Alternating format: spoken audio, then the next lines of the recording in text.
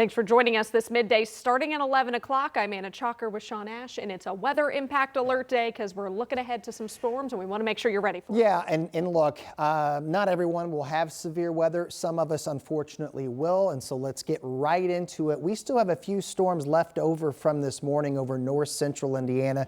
These have been some hailers, not a complete surprise. Far north Indiana there, Logansport, Rochester. This is actually the second batch.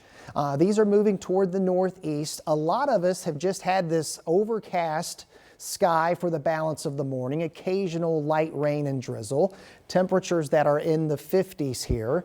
And the cloud cover will at least delay the onset initially. What's changed in the past 24 hours, and it's not a complete surprise here, but a little bit higher probability for tornadoes and possibly a strong tornado within this zone from I-70 to just north of the Ohio River here. That's the biggest change over the past 24 hours. The entire viewing area at risk of a severe thunderstorm.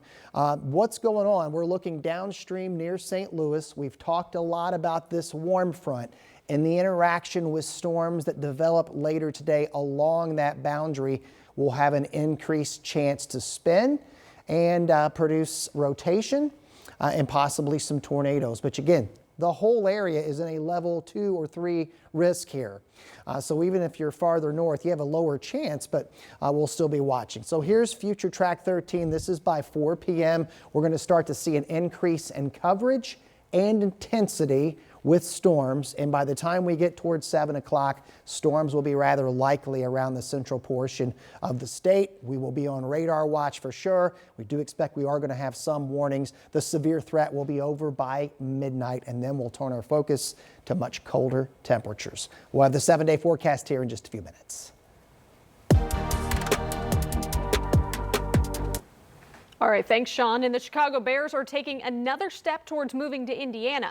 Just an hour ago, a House committee passed a bill to create a stadium authority for Northwest Indiana, and the Bears confirmed their interest to build in Hammond. Our Jenna Webster joins us live from the State House this morning.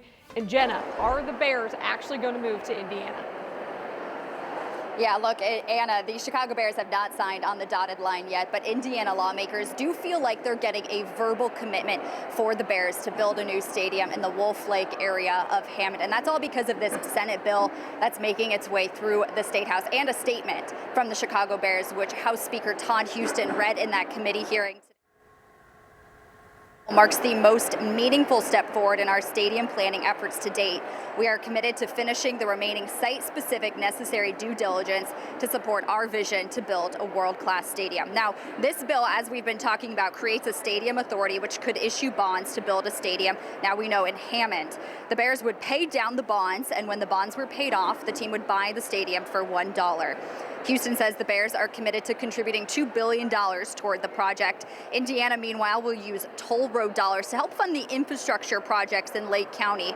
Lake and Porter County, in turn, will adopt a 1% food and beverage tax, and Lake County will also adopt a 5% innkeeper's tax to repay that toll road funding. Over in Illinois, House lawmakers were supposed to have a committee meeting to discuss their own Bears bill. That meeting was canceled.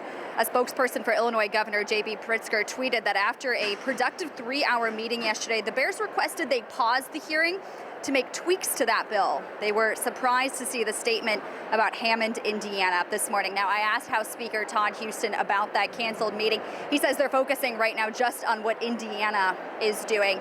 This bill now makes its way to the House for a full vote, where it is very likely to pass with no issues. Anna? All right, something we're going to keep an eye on. Jenna, thank you so much. And at this hour, all lanes of southbound I-69 in Fishers are back open after a fatal crash. Take a look at this. It happened around 5 o'clock this morning near the exit at 116th Street.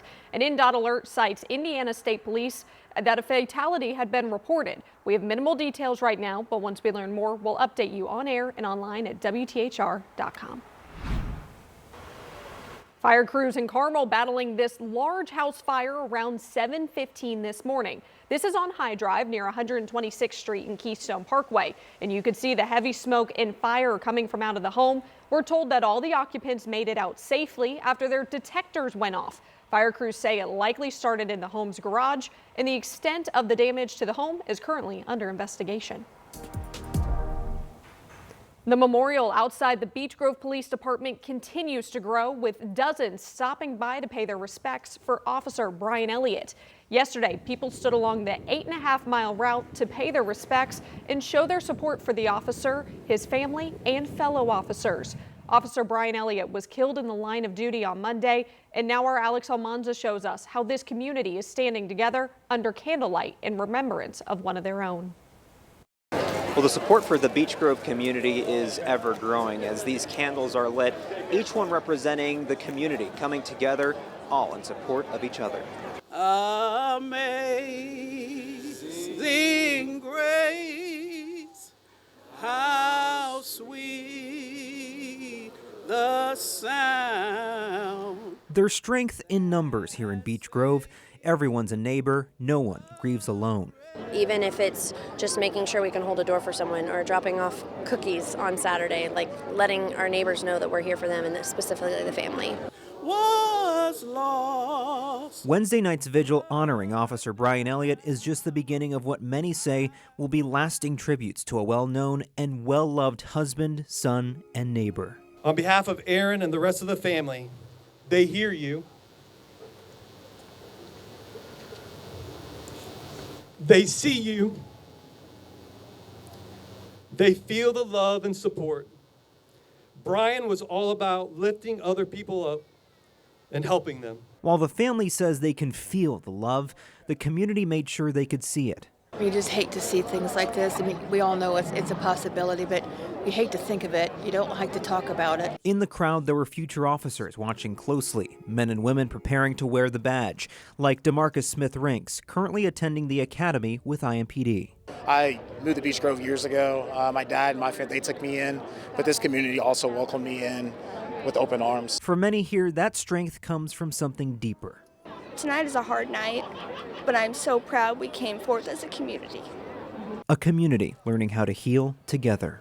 And that's the question that a lot of community members are asking now. How do you even move forward from something like this? Well, for some, faith and family at least make it a tad easier. In Beech Grove, Alex Almanza, 13 News. Our coverage of Officer Elliott's life, service, and sacrifice continues online. There you can find any developments in this investigation and information on how you can support his family. It's all over on WTHR.com. The mother of 2 children killed in a crash in Plainfield is now speaking out. That crash happened when a man was running from police in a stolen car, and now he's been sentenced to more than 7 decades in prison. Jack Vodder says there was a sense of relief knowing the man charged with killing her 2-month-old Iris and 3-year-old Aries is in that crash is no longer on the streets. Vodder's fiance Shadow survived the crash, but he was severely injured. And through all of this pain and loss, they sat in court and watched a judge sentence Sidoni Pettis to 74 years in prison. We're really happy with how trial went. It's just felt so difficult because we did all the things and now we have to put it in the past, and that just doesn't even feel real. While the parents went through Pettis' court proceedings, Iris and Aries' great-grandfather, Mark Vodder, was shot and killed by police outside of the Hendricks County Courthouse. State police say he was outside of the courthouse and fired at least 1 shot towards inmates, arriving in a transport van on a day Pettis was originally supposed to be scheduled in court.